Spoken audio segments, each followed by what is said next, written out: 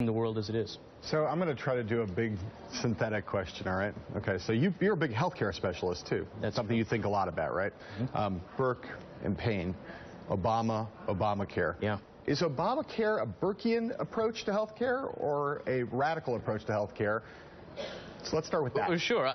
I think it's more of a radical approach to healthcare, and I'll tell you why. One of the big differences between Burke and Payne was a difference about what kind of knowledge is available to us in solving social problems. And Payne thought that politics, to a certain extent, should be applied technical knowledge. He had a sense that you could have almost a scientific understanding of society, and that one of the purposes of government was to allow for applied expertise to address social problems.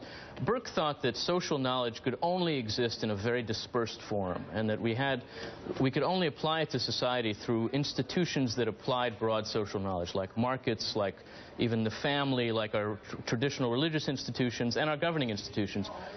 The healthcare debate, in a lot of ways, is actually a debate between those two things. It's one of the ways in which we see that the left and right have been fairly consistent over the years, where on one side, on the left, you generally find people saying what we need to solve our problems is to apply expertise, to apply knowledge of how to make the system efficient.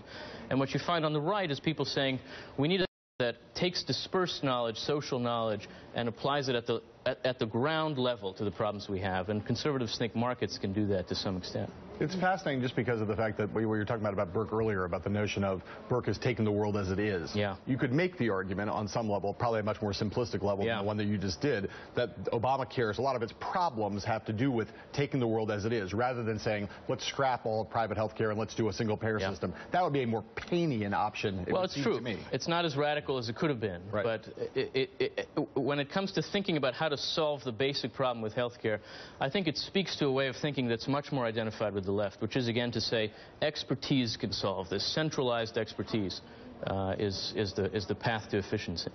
Fascinating. Do you think, looking forward,